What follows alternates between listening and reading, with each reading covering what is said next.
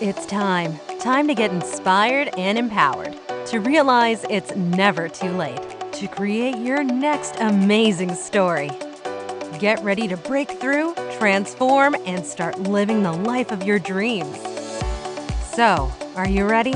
Truly ready to begin your journey to create your next amazing story in life and love? Great. Let's jump in with your host, Life and Love Transformational Coach, Suzanne Oshima. Welcome, everybody, to the It's Never Too Late show. I'm Suzanne Oshima, and I'm a Life and Love Transformational Coach at Your Next Amazing Story. I'm beyond thrilled to have one of my favorite guests, Lisa Shields. She's an amazing love coach here for our show because today she's going to share with you how it's never too late to find the guardian of your soul. So welcome, Lisa. I'm so excited to have you here. Suzanne, it's an honor. Thank you for having me back. I really appreciate it. Yeah. So, Lisa, before we jump into your amazing story, I would love to hear how you became a love coach.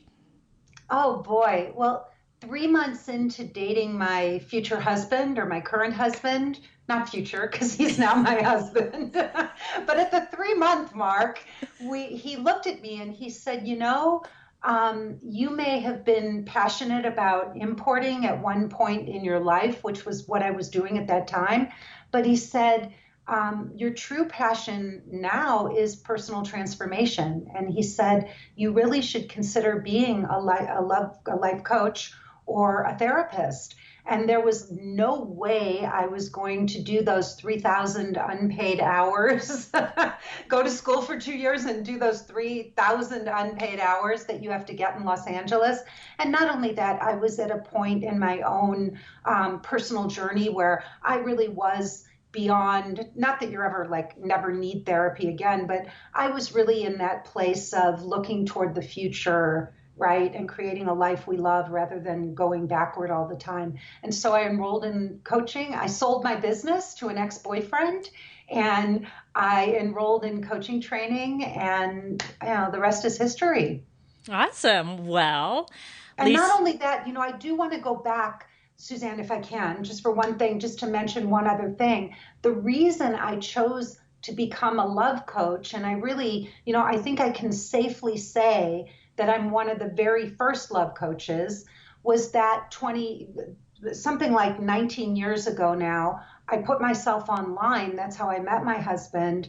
And I met him 17 years ago. So I was one of the very first people who did online dating. And when I decided to coach, it seemed like the only thing I was really, the thing I was most qualified to do was to help women in this area. So I became a love coach because internet dating was brand new and people didn't know how to do it. So, yeah. And some people still don't know how to do it, which is why we do what we do, right? Yes. But I kind of saw the future because when I went through it, I looked around and I thought, if I'm having this much trouble finding a partner, it took me 2 years and almost 100 dates to find Benjamin. I thought if I was having that kind of trouble, I can certainly help make it easier for other women because I had been through it successfully. Yeah, definitely. Well, Lisa, I know that it wasn't an easy path to find Benjamin, your husband. So can you share with the ladies where you came from? Because I think everybody tends to look at the end result like, oh, Lisa's happy. Her life is so easy. She has Benjamin, this wonderful husband of hers who's the guardian of her soul. Yet they think it was so easy for you. But I personally know it was not easy. So can you share your story? Yes. So, first of all, I'll go back in time, just to kind of lay the foundation. And I think some women might relate to this. My parents hated each other. They really hated each other. And I remember being a small, when I was really little, I remembered thinking it's not supposed to be this way, right? This isn't how people are supposed to be with each other. But there was that wisdom inside of me, and I knew that very early on But as I grew up, of course, I was molded by my parents' behavior, and I became a product of them. But inside of me was always this feeling that I was a loving person at the core of my being. And I think I knew that my whole life, regardless of what I had to go through to get back to that. And so my mom died of breast cancer when I was 15. I was 12 when she got sick, and my dad was married to another woman. And so I was very much on my own. I didn't have anybody. I just have one older brother, and that's it. And I married the first man who paid attention to me, who really paid attention. And he was an exciting guy. He wasn't handsome or attractive by, physically attractive by any stretch of the imagination, but he was outgoing, the life of the party. We met in photography school together, and he was the most popular guy in the class. And flash forward 13 years, when I left him, we got married. We were married for 5 years. We were together for 13. I realized that he was a pathological liar. And I didn't see it. It's amazing how when you're so close to something, you don't see it when you're in it, right? I just didn't have that clarity. And I was clinging to him, even though every day I told myself I could do better. I didn't have to stay, and whatever I told myself, I couldn't get up the guts to leave. And so I stayed in it because he was everything I knew. And the truth was, my self-esteem was so low. I mean, I had no self-esteem, none. And I was just drowning in my life, in the relationship. I mean, it was really a dark place for me. And so when I was in the marriage, at one point I became terrified that he was going to leave me. I thought if I didn't get my life together, if I didn't get my act together, he would leave me. And if that happened, Suzanne, I didn't know what I was going to do, right? Because I really had nobody and nothing. And so I became so frightened that I went into the dark room. And it's really like, life and, I was in the dark. It wasn't just a metaphor. I was really in the dark. And I went into the dark room because I was a photographer. We were living in Milan, Italy at the time. And I had nobody to talk to, no therapy, nothing. I had one little book, one tiny little book. And I really want everybody to hear this because we go searching after gurus and take course after course and read book after book. And, we're constantly searching for that elusive answer, that one missing piece of the puzzle that's going to make it all make sense. And I had this one tiny little book. It was this big, and it was by Paramahansa Yogananda. And it had probably about 20 pages in it. And each page was like one spiritual principle. So you would open it up and it would be like a twofold page, and it would say compassion, forgiveness, surrender. And each little page, was little print, but just one thought. And I would read these pages, and then I'd go into the dark room to print, and I'd be sitting there, and I don't know, when people are trying to self-soothe, they rock, right? We rock. We very often will rock to try to comfort ourselves. And so there I was in the dark room, rocking these trays, printing, and trying to figure out my life. And I had just that one little book to guide me. So, and it was profound. It was life-changing. I sat, and each day I would contemplate another one of these principles. And I had this feeling of almost like there was a voice, there was another voice, there was somebody else, another part of me that was guiding me. And it started to almost become a therapist. And it was asking me the kinds of questions that a therapist would have asked. And so, one of the things that I knew, or somebody had said to me along the way, was if you hear something once from one person, it's usually their stuff, right? It's something they're projecting on you. But if you've heard something many times throughout your life, it's probably something that you need to look at. And so I asked myself, what are the things that people have been saying to me throughout my life that I need to look at?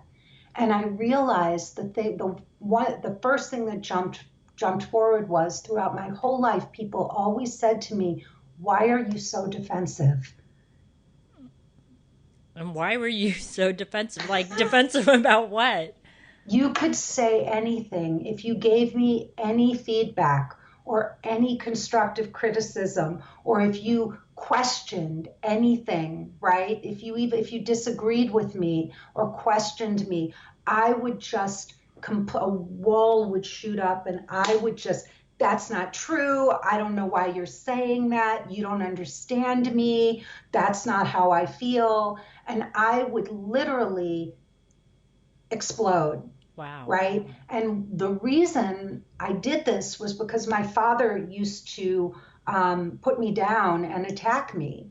Right. And he was very argumentative. And so I had adopted that, I felt like I had to defend myself. Right. And so I asked myself, what does it mean to be defensive? Why are people telling me this? Like, what's bad about that? I didn't even, I never even stopped to think about it, right? Like, why are people saying this? And how is this preventing me from where I need to go in my life? And I realized that I was a know-it-all and that I had been putting on this front like I had it all figured out, and I didn't. And I really wasn't open. I didn't know how to listen. I didn't know how to take feedback. I didn't know how to ask for help. And I started to unravel all of this stuff while I was in the darkroom. And the second thing was I asked myself, why are you so sad? And I looked at my life, and the answer that came back immediately was, when mom died of cancer, you told yourself you would always be sad because most little girls don't have to go through losing their mom at 15 years old. So your childhood was stolen from you. And that was the belief I created.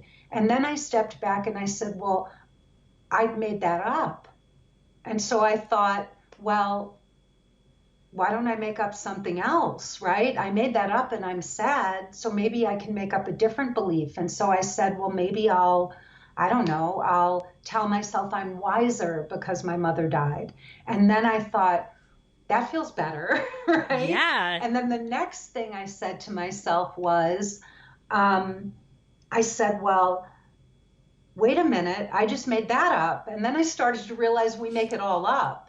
And I thought to myself, well, if I make it all up and I feel horrible when I make up bad things and I feel good when I make up good things, then if I'm making it up anyway, I might as well just make up a bunch of good stuff, right? And so I told myself that no matter what I said, no matter what I talked about, I was going to make it a good, like a positive ending. And so everything I started to say from that point forward, no matter what I was talking about, I would end on a positive note. And as I started to do this, everything about me started to change. I became happier. I became more positive. I liked myself. I started to like my life. I started to feel hopeful. And my ex-husband and I were sitting one day and we were talking about money. We were having the same argument about money that we had had for 13 years. And that voice again, that witness, that part of me that was observing, said to me, Lisa, if you had a tape recorder of this conversation from 13 years ago and you could press play, it would be the identical conversation, the identical argument.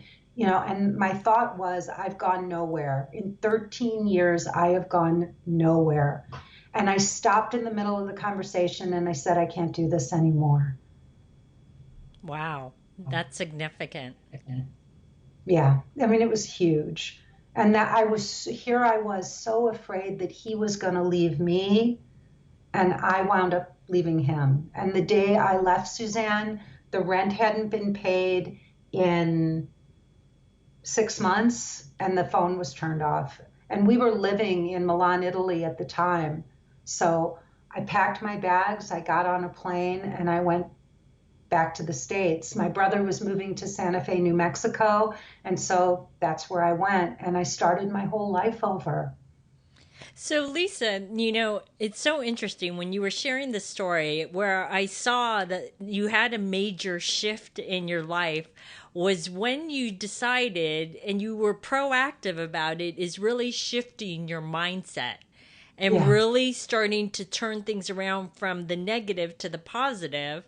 And I almost saw like you had this aha moment. And then once you started living your life in this positive mind space instead of the negative mind space, is that's when you were actually able to elevate yourself in your past marriage and see that, you know what, this is the same thing over and over. And you were Yeah. able to step outside of that and say, do I really want this? Right? Yes. And I also started, Suzanne, for the first time in my life to take responsibility for my choices, for my actions. I started to see that when I was in the darkroom, that I was a consummate victim. And I realized one of the epiphanies I had was that, um, I'm not responsible for anyone else. Like if everybody just took responsibility for themselves, the world would be a completely different place. And I realized that not only do I have to take responsibility for myself, the only person who really knows what I want and need is me. I'm the only person who knows that. I'm the only person who can decide what's right or wrong for me. And so that too was a huge shift, but it was stepping back, taking responsibility for my life, seeing that we really do, it's all a story that we're creating, and making this conscious decision to just like make it up, and I really had fun with that. I took that idea and I just, while I was in the dark room, one of the things that I did was I said, I'm done with believing what other people believe. And I thought about, I know that there are different books or, theories that talk about this stuff, but I really want you to know, like, I did this on my own in the dark room. And this was not from a book I read or from something somebody told me. I had this insight and I thought, I'm not going to believe in somebody else's version of God. They made that up, just like I make up my stuff. I'm not going to buy into somebody else's concept of God concept. And so when I was in the darkroom, I created my own spiritual guide, and I call him Pantangeli. And that was Pantangeli had I didn't realize this years later. I made the connection. He was one of Yogananda's big spiritual gurus, and he translated the Yogic Vedas. So I didn't remember all of that at the time. I didn't make that connection, but I remembered that the name Pantangeli just sounded magical to me. And you can't name like a child or a dog, Pantangeli. It's a little weird, but he's a cross between Gandhi and Merlin.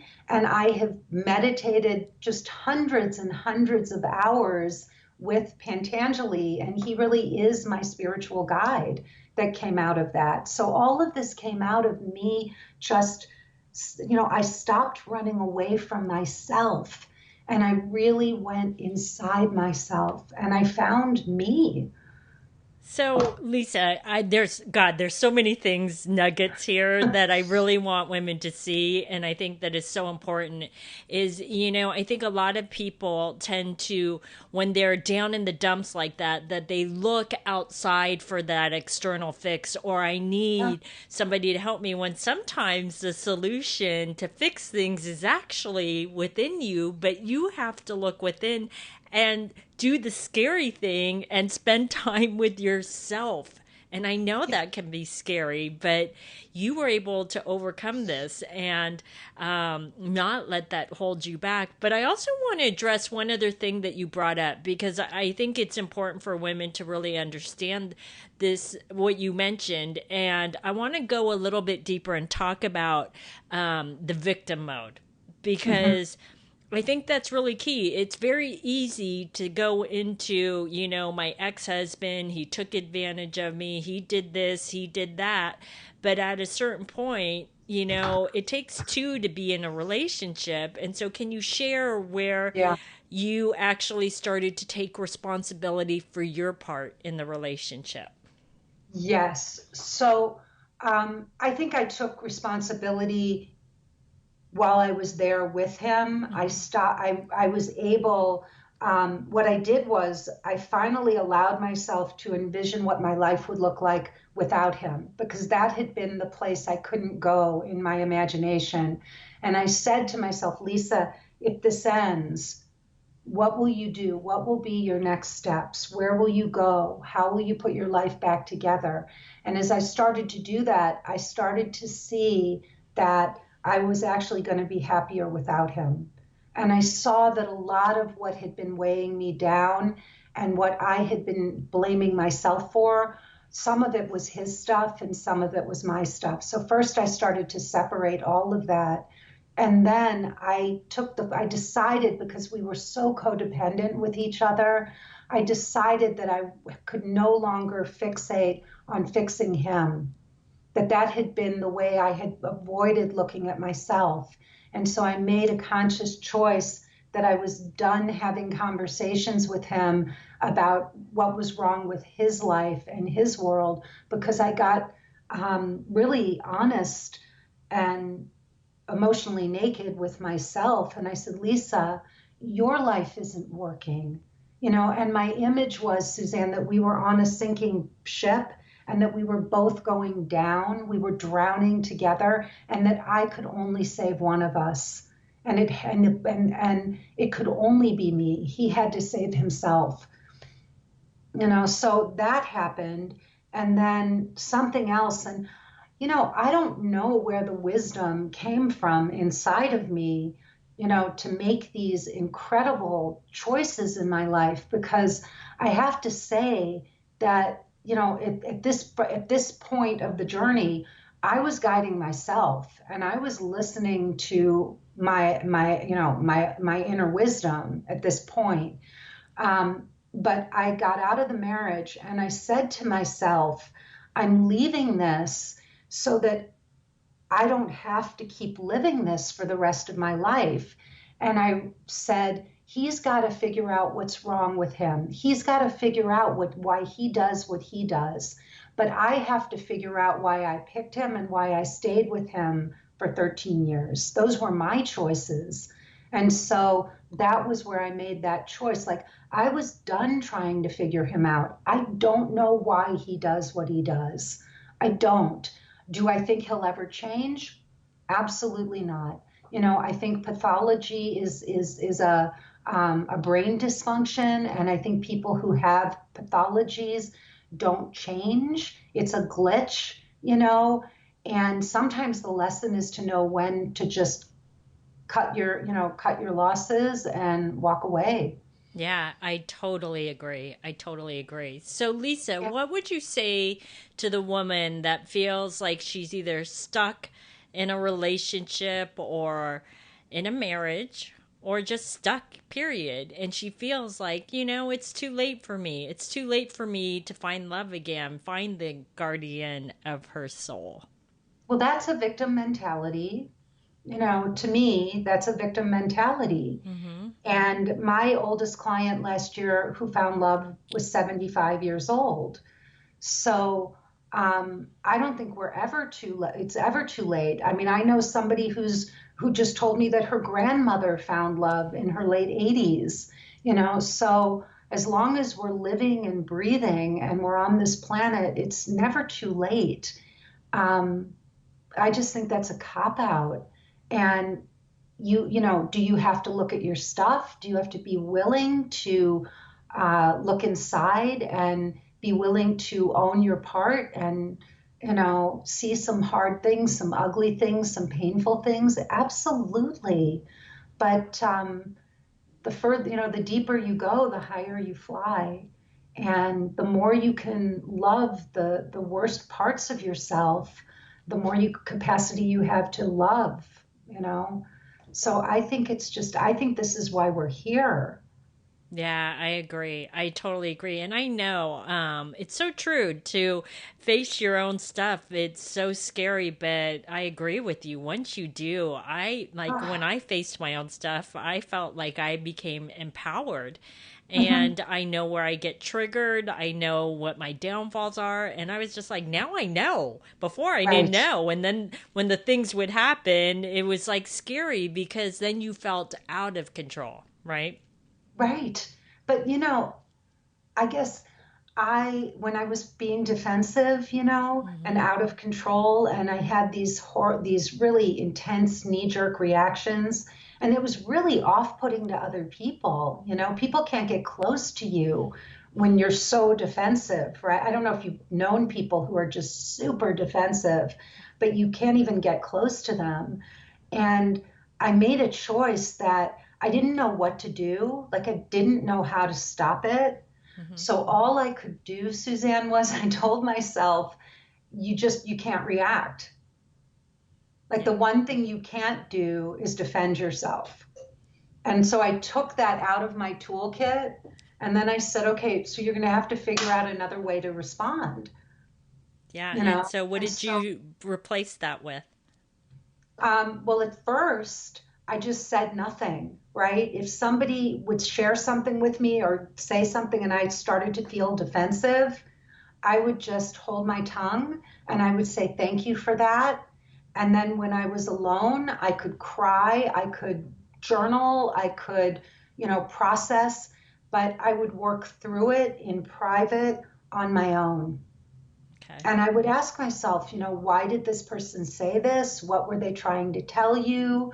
Was it really critical, or is there something of value in what this person was sharing? What's something positive that you can take from that, from that interaction? But I really just I just stopped the behavior. I said, I'm done doing that because I just didn't know what else to do, you Yeah. know? But it really helped. I mean, sometimes just being still and quiet and doing nothing, is the best thing. Yeah. And neutralizing it. So, in moving forward in your life, can you tell us really quickly how when everything started to shift, how you met Benjamin and Yes. that amazing story?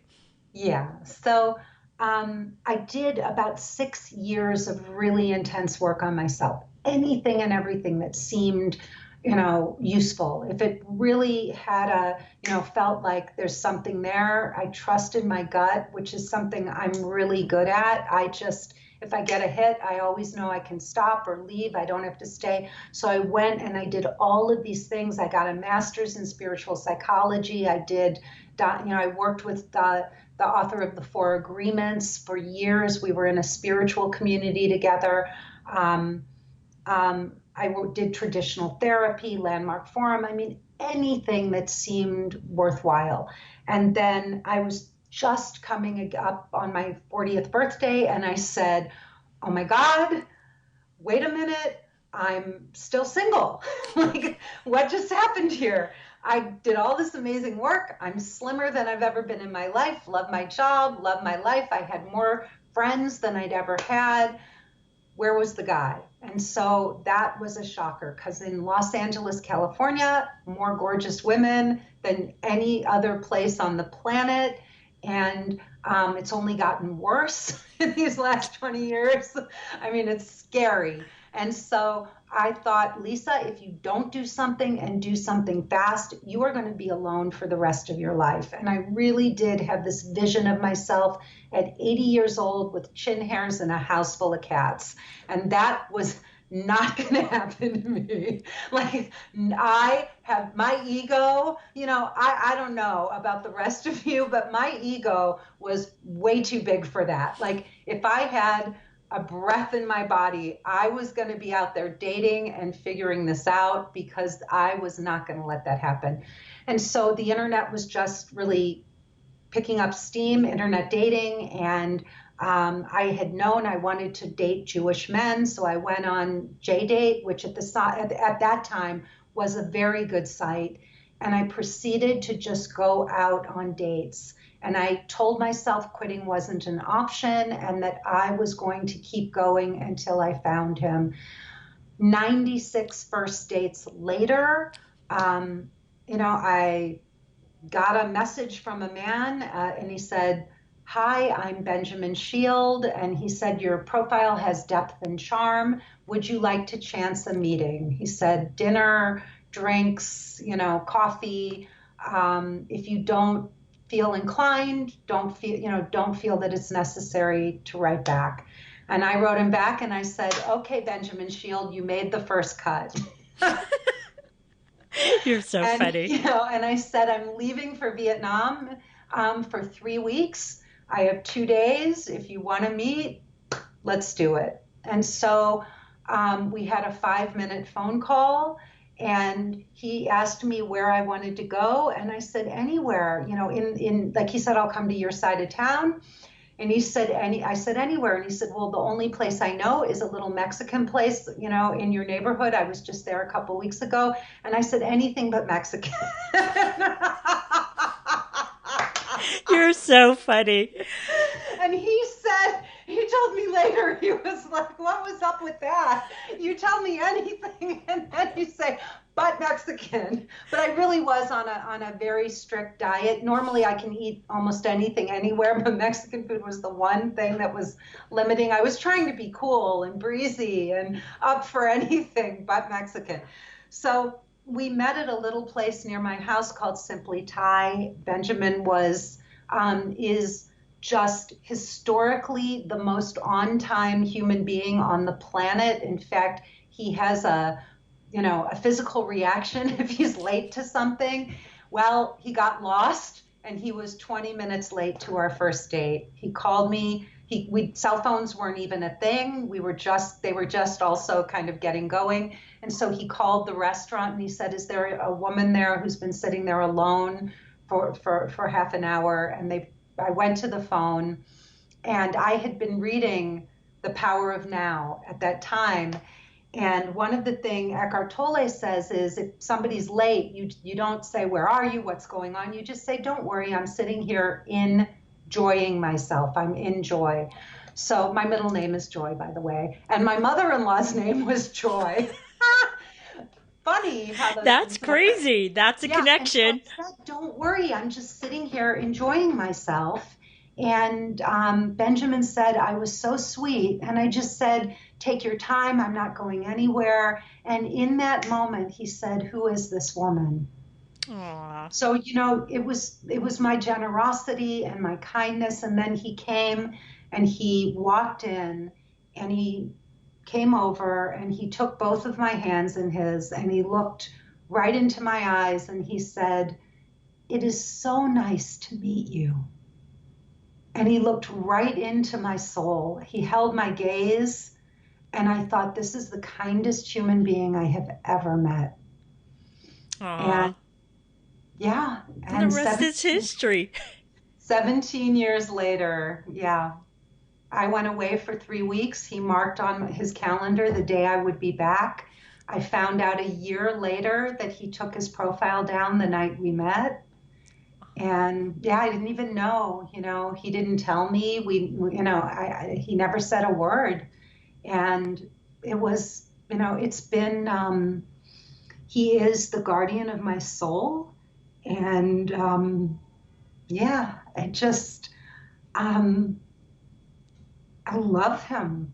I don't know of a finer human being on the planet. I mean, I've spent 17 years looking for a crack in the veneer or in the looking for some crack in the surface. And my husband is the real deal. He's just, I don't know of a better person. Aw, I love your story. I've heard your story before, but every time I hear it again, it makes me want to cry. And I can see that you're tearing up too, because I know that you feel so much gratitude for what you found after, right? After something that you thought was so like horrible and you didn't know how you were going to get out, but you saw that there was something on the other side for you. Well, I really do believe in unconditional love. And I mean, I'm a living example of what that looks like and what that means. And I wasn't searching for the one, I wasn't searching for a soulmate. I really was searching for unconditional love. That was what I was looking for. And it really is what I found. And when I hear, Suzanne, people talk about, oh, every couple has conflict, or, there you have to compromise in relationships. If that's what you believe, that's what you're going to get, right? Like, I bet there is no conflict in my relationship. Benjamin and I don't compromise on anything. How could anything be a compromise when his happiness is the single most important thing in the world to me? Like making my husband happy, bringing joy to his life and our life together. And if I do something that contributes to that, it's never a compromise. It's love. Yeah. Oh, I love that. Well, Lisa, thank you so much for sharing your amazing story. So, how can the ladies find you? They can find me on my website, which is just very simple, lisashield.com. Awesome. No S at the end.